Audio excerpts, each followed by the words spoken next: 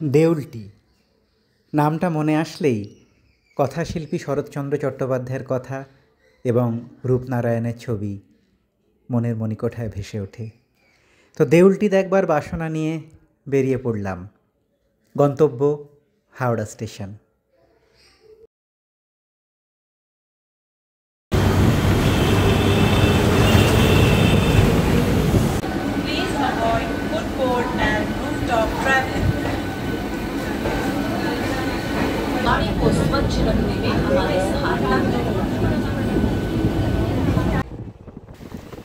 শস্য শ্যামলা প্রকৃতিকে পাশে ফেলে ট্রেন ছুটে চলল দেউলটির দিকে।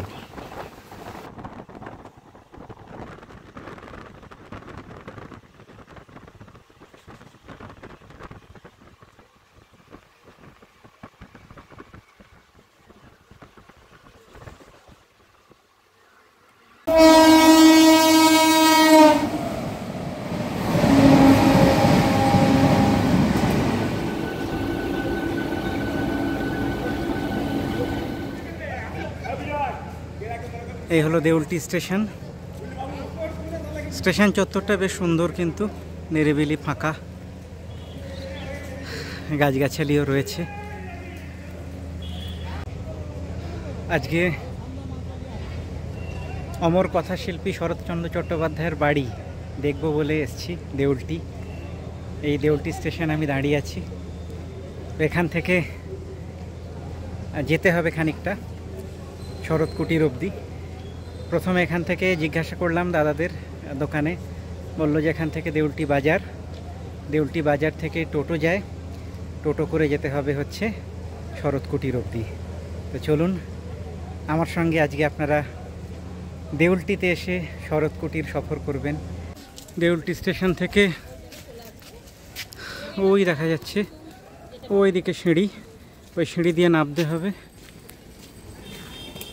নেবে এই রাস্তা ধরে এসে ডান দিকে যেতে হবে।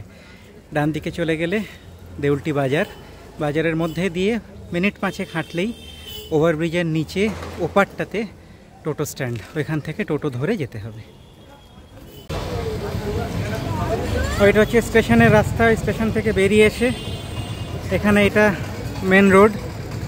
এই রোডের একদিকে চলে যাচ্ছে মেদিনীপুর, আর একদিকে কোলাঘাট। আর এই যে ফ্লাইওভারটা রয়েছে, ফ্লাইওভারটার নিচে দিয়ে ওপারে যেতে হবে। ওপারে গেলে ওইখানে টোটো দাঁড়িয়ে আছে, ওই যে টোটো স্ট্যান্ড, ওই টোটো স্ট্যান্ড, ওখানে টোটোগুলো দাঁড়িয়ে আছে। ওই টোটো ধরে সোজা ওই রাস্তা ধরে বেরিয়ে যেতে হবে। ওইটা হচ্ছে দেউলটি যাওয়ার রাস্তা।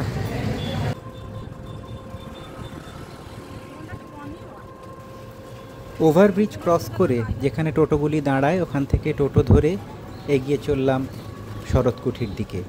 টোটো ভাড়া এমনিতে 10 টাকা, কখনো কখনো 15 টাকাও চায়। ওরা নামিয়ে দেয় হচ্ছে শরৎ কুঠি মোড়ে, ওখান থেকে খানিকটা হেঁটে যেতে হয়। ট্রেনে এসে টোটো ধরে এইখানে নামতে হবে, এই মোড়ে। ওই যে লেখা রয়েছে residents of eminent Bengali novelist Saratchandra Chattopadhyay, কথাশিল্পী শরৎচন্দ্র চট্টোপাধ্যায়ের বাসভবন। এই রাস্তা ধরে ভেতরে চলে যেতে হবে। এখান থেকে হেঁটে মোটামুটি 5-7 মিনিট লাগবে, গেলে শরৎ কুঠির পৌঁছে যাওয়া যাবে। আর এই দিকে চলে গেলে হচ্ছে স্টেশন। এই শরৎচন্দ্র চট্টোপাধ্যায়ের বাড়িতে আসলেই প্রথম যেটি নজরে পড়ে সেটা হলো এই ফলকটি, মহেশ থেকে উদ্ধৃত শরৎ স্মৃতি মন্দির। সত্যি ভেতরটা মন্দিরেরই মতন সুন্দর। এপাশেও ওনার লেখা থেকে উদ্ধৃত একটি অংশ। এই রাস্তাটা ধরেই চলে গেছে সোজা ওপাশে রূপনারায়ণের দিকে। অনেক লেখার ঘর। আচ্ছা, ওই যে চেয়ারটা রয়েছে, ওই চেয়ারটায় বসতেন, ওই টেবিলে খাতা রাখতেন, সোজা জানালাটা খুলে দিতেন। আচ্ছা। তখন বাদশার পাঁচিলটা আছে, রূপনারায়ণ নদী ক্ষেত দিয়ে বইতো না, লাঠি রয়েছে লক্ষ্য রাখুন একদম কোণে, জুতো কাঁচের ভেতর সুতো দিয়ে বাঁধা রয়েছে 2 নম্বর র্যাকে। ওনার নিচে যে মৃত্যুসজ্জায় ছবিটা রয়েছে ওনার দ্বিতীয় পক্ষের স্ত্রী হিরণময়ী দেবী। শরৎচন্দ্রের মৃত্যুর পরও হিরণময়ী দেবী বাড়িতে 23টা বছর কাটিয়েছেন। ওটা লিখতেন, ওটা লেখার ঘর। আচ্ছা, এটা হচ্ছে শরৎচন্দ্রের লেখার ঘর। উনি এখানে বসে এই এই টেবিলে বসে এখানে উনি লিখতেন। এখানে প্রচুর অমর সাহিত্য উনি রচনা করেছেন, যার মধ্যে বোধহয় রামের সুমতি, মহেশ, তাই না? এবার আমরা পাশের ঘরে আসছি। এটা চিকিৎসার ঘর। উনি বিনা পয়সায় গরিব দুঃখীদের হোমিওপ্যাথি চিকিৎসা করতেন। এটা ওনার দাতব্য চিকিৎসার জায়গা। উনি বিনা পয়সায় গরিব দুঃখীদের হোমিওপ্যাথি চিকিৎসা করতেন। ওই যে চরকা রয়েছে, হাওড়া জেলা কংগ্রেসের প্রেসিডেন্ট ছিলেন তখন, জাতীয় কংগ্রেসের সিম্বল এই চরকা। এইখানে তো ময়ূর পুষতেন, এখন ময়ূর রাখা নিষেধ, তাই ময়ূর রাখা হয় না। আচ্ছা আচ্ছা, ও আগে এখানে ময়ূর পোষা ছিল, এখন তো নিষিদ্ধ। আচ্ছা আচ্ছা, এখানে ঠাকুর আছে, রাধা কৃষ্ণ ঠাকুর শ্বেত পাথরের মূর্তি। ও এইটাই চিত্তরঞ্জন অ্যারেস্ট হয়ে গেছিল, ওনাকে দিয়ে গেছিলেন। সেই ঠাকুরটা আজ নিত্য পুজো হয়। চিত্তরঞ্জন দাসের বাড়ির ঠাকুর, আলমারিতে ওষুধ রয়েছে। রাধা কৃষ্ণ ঠাকুরের পাশে ওটা লক্ষ্যের হাঁড়ি রয়েছে। ও এখানে হচ্ছে দেশবন্ধু চিত্তরঞ্জন দাস অ্যারেস্ট হওয়ার আগে শরৎচন্দ্র চট্টোপাধ্যায়কে এই রাধাকৃষ্ণের মূর্তিটি দিয়ে যান, এবং সেই থেকে এখানে এই মূর্তিটি নিজেও প্রত্যেক দিন নিত্য পুজো করা হচ্ছে। এবং ওই যে দেখা যাচ্ছে ওখানে ওই যে আলমারিটি, ওখানে শরৎচন্দ্র চট্টোপাধ্যায় হোমিওপ্যাথি চিকিৎসা প্র্যাকটিস করতেন। আমার নাম টুবাইপতি। আমরা বংশ পরম্পরা ধরে এ বাড়ি দেখাশোনার দায়িত্বে রয়েছে। ওনার নাতি থাকেন কলকাতা কসবায়, নাতির নাম জয় চট্টোপাধ্যায়। উনি আমার বাবার উপরে এ বাড়ি টোটাল দায়িত্ব দিয়ে রেখেছেন। আমার সাথে যোগাযোগ করতে হলে আমার যোগাযোগের নাম্বারটি হলো 8537998629। যারা রূপনারায়ণ নদীর ধারে পিকনিক ও হোমস্টের জন্য যোগাযোগ করতে পারেন। আচ্ছা, এটা হচ্ছে ঠাকুর ঘর। ও বাথরুম বাড়ির বাইরে। এইখানে রান্নাঘর ছিল, কোথায় 78 বোনের রান্নাঘরটা পুড়ে যায়, তারপর রান্নাঘরটা তৈরি হয়নি। আচ্ছা আচ্ছা আচ্ছা, ওইখানটাতে রান্নাঘর ছিল, আর এই যে এই জায়গাটাতে রান্নাঘর ছিল। ভাতের ফ্যান করানোর জন্য। ও বাহ, একদম সেই সময়ের আটচালা একটি বাঙালি ঘর যেরকম হয়, বাড়ি যেরকম হয়, একেবারে সেই আদল ধরা রয়েছে। এই যে কাটা অংশ পেয়ারা গাছটা পড়ে রয়েছে, হ্যাঁ হ্যাঁ, এটা রামের সুমতি গল্পের পেয়ারা গাছ। ও, আর সামনের পুকুরে ছিল, মানে তাহলে এই পেয়ারা গাছের গোড়া থেকে কি ওই তারই পরে লাগানো হয়েছে। আচ্ছা আচ্ছা, আর সামনের পুকুরে ছিল ওই যে পেয়ারা গাছের, হ্যাঁ এইটা এখানে বসে উনি সামনের পুকুরে ছিল কার্তিক গণেশ দুটো মাছ, রুই আর কাতলা। উনি নাকেতে সোনার নোলক পরিয়ে রেখেছিলেন।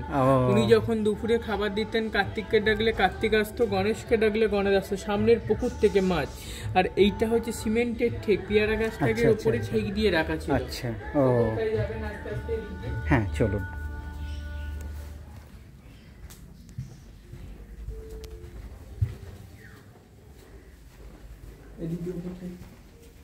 বাহ, ভাবলে কিরকম গায়ে কাঁটা দেয়। এইখান থেকে এই যে পেছনের দরজাটি, এখান থেকে বিপ্লবীদের পালিয়ে যাওয়ার জায়গা ছিল। ইনকেস যদি কোথাও কোনো পুলিশ তাড়া করে বা কিছু, তাহলে এই ঘরের থেকে বেরিয়ে এখান থেকে পালিয়ে যাওয়া। আর এইটা হচ্ছে উপরের ঘর। সত্যি একটা অদ্ভুত ফিলিং হচ্ছে, যেন মনে হচ্ছে যে আমি 19 শতাব্দীর প্রথম দিকে চলে এসেছি। কি সুন্দর দেখুন বারান্দাটা, প্রশস্ত একটি বারান্দা, অলিন্দ, কি ভালো লাগছে। এখানে উনি বসে থাকতেন। ভীষণ সুন্দর একটা পরিবেশ। এখানে পাখিগুলি তাদের অস্তিত্ব জানান দিচ্ছে কিচিরমিচির করে। আহা, ওই দেখুন, ওই দেখা যাচ্ছে দূরে রূপনারায়ণ নদ। ওই যে দেখা যাচ্ছে রূপনারায়ণ নদ। ওই যে এখানে বসে শরৎচন্দ্র চট্টোপাধ্যায় তাঁর সেই অমর সাহিত্য রচনা করে গেছেন। বছরের পর বছর, দীর্ঘ 12 বছর তিনি এই বাড়িতে ছিলেন। সত্যি এইরকম একটা পরিবেশে থাকলে, এরকম ওই রকম একজন ট্যালেন্টেড মানুষের এরকম অমর রচনা না বেরিয়ে পারে না। দারুণ লাগছে, দারুণ লাগছে। এই যে পরিবেশটিও খুব সুন্দর, এখান থেকে যে পরিবেশটি দেখা যাচ্ছে সেটিও ভারী সুন্দর।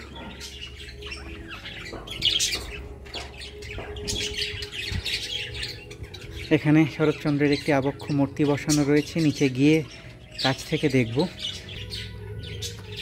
এগুলো, এটা বোধহয় সম্ভবত ওনার শোবার ঘর, বিছানা রয়েছে।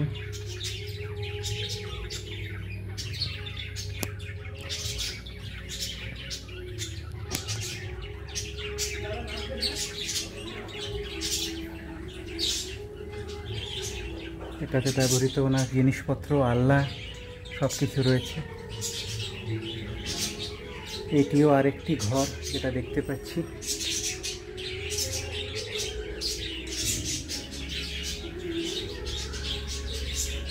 এই যে আরেকটি ঘর।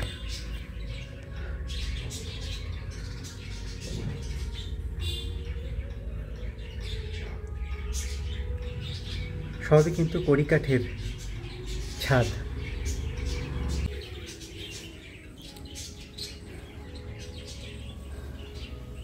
এই হচ্ছে নাব্বার সিঁড়ি, এখান থেকেই উঠলাম, এখান থেকেই এবার নেমে যাব নিচে। এই জায়গাটা কি সুন্দর, পেছন দিকটা সত্যি খুব সুন্দর। ভাবলে খুব অবাক লাগে যে এইখানে শরৎচন্দ্র চট্টোপাধ্যায় ঘুরে বেড়াতেন, তার পদচারণা হতো, তার আঙুলের ছোঁয়া এখানকার অলিন্দে অলিন্দে রয়েছে নিশ্চয়ই।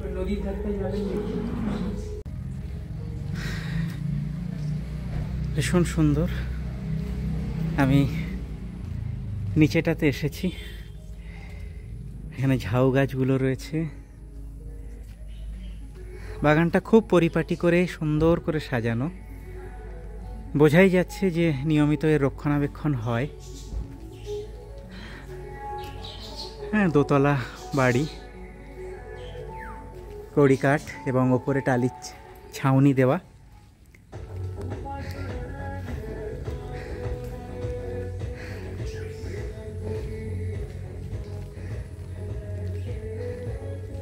এই হচ্ছে শরৎচন্দ্র চট্টোপাধ্যায়ের আবক্ষ সেই মূর্তি।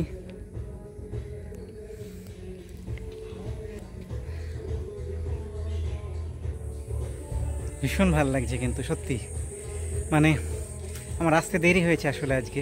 ট্রেনের খুব গন্ডগোল, হাওড়া থেকে ট্রেন ধরে এসেছি আমি। আমার এখানে পৌঁছানোর কথা ছিল আরও 1 ঘন্টা আগে, 1 ঘন্টা স্টেশনে বসে থাকতে হয়েছে। কিন্তু এসে ছুটতে ছুটতে আমি একদম 12টায় বন্ধ হয়ে যায়। সকাল 10টা থেকে 12টা অবধি খোলা থাকে, 12টায় বন্ধ হয়ে যায়। তো আমি এক্স্যাক্ট 12টা বাজতে 2-এ এখানে প্রবেশ করতে পেরেছি এবং লাকিলি ওনারা ছিলেন, তো ঘুরিয়ে দেখিয়ে দিলেন আমাকে এবং ওনাদের নাম্বার আমি নিয়ে নিয়েছি। আমি এখানে ডেসক্রিপশন বক্সে দিয়েও দেবো, তো সঙ্গে থাকবেন, ভালো লাগবে।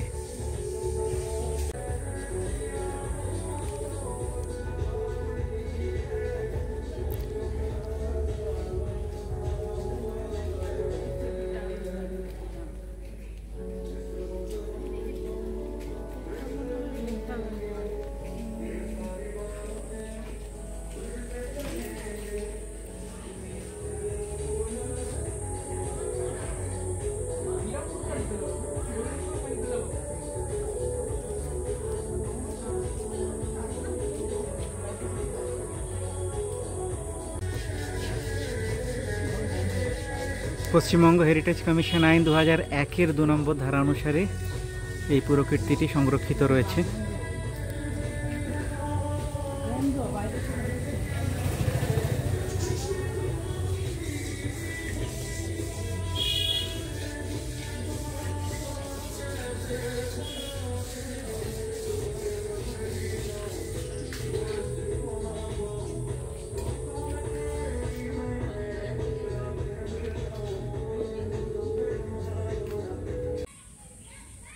এইটা হচ্ছে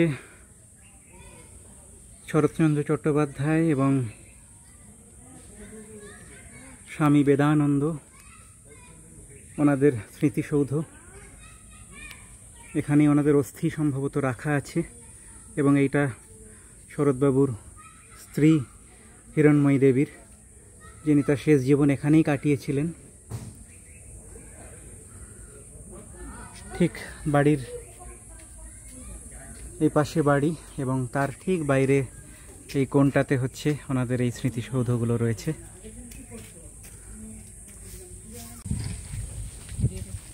এখন পায়ে পায়ে রূপনারায়ণের তীরে আমি যাচ্ছি।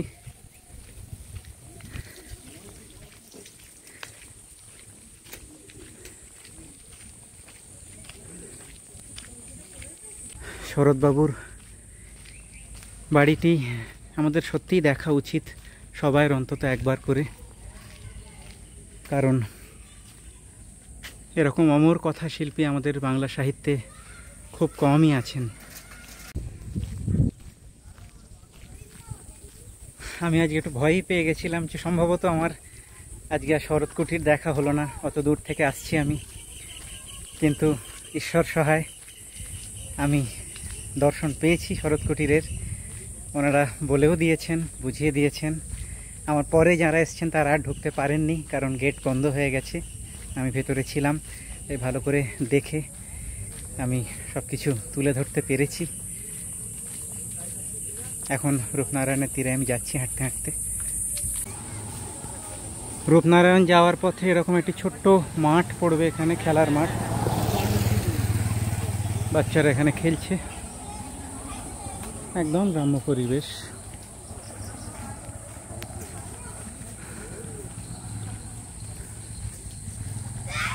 কি সুন্দর জায়গাটা। মোড়ের থেকে বাঁদিক নিয়ে নিতে হবে, নিয়ে হেঁটে এগিয়ে গেলে রূপনারায়ণের তীর। এই যে এই হলো রূপনারায়ণের তীর। ছবির মতো সুন্দর কিন্তু জায়গাটা।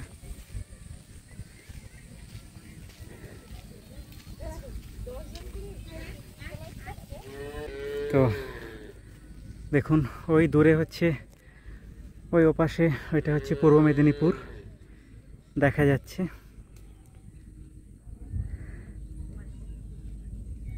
এখানে সব কাশ ফুল হয়ে রয়েছে, কিন্তু এই যে এগুলো পুজো আসছে যেহেতু, এখনো দেরি, এখনো বর্ষা শ্রাবণ, তো সেই জন্য এখনো এরা কুঁড়ি এগুলো ফুটবে, এবং ফোটার পরে কিন্তু দারুণ লাগবে যখন কাশফুল এই রূপনারায়ণের তীরে ফুটে থাকবে, দেখতে ভীষণ ভালো লাগবে।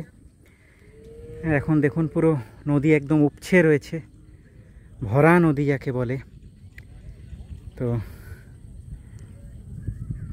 এই রূপনারায়ণের তীরে আমি দাঁড়িয়ে খুব ভালো লাগছে, একটা মিষ্টি বাতাস শরীরটাকে জড়িয়ে দিচ্ছে।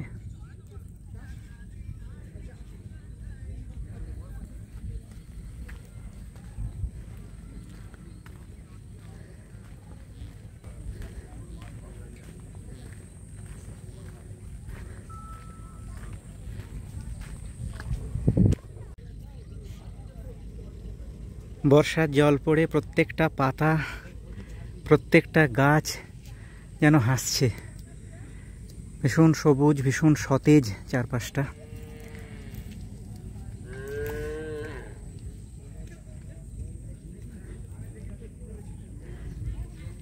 এই রূপনারায়ণ নদ।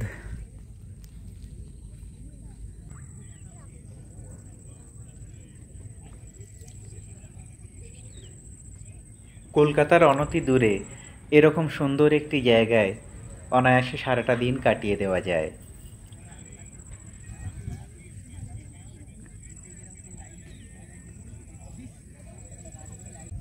রূপনারায়ণের তীরে যে বিশেষ কিছু দর্শনীয় আছে তা নয়, কিন্তু নদীটি ইটসেলফ খুব ভালো লাগবে।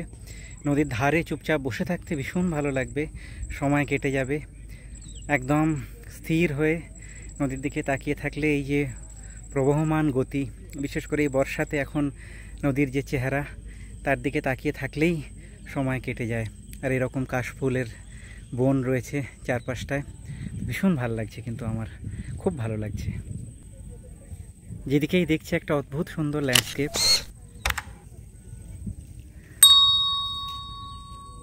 পল্লী গ্রাম বাংলার নদীর তীরের এই চেহারা আমার মনে অনেক দিন জায়গা করে রাখবে।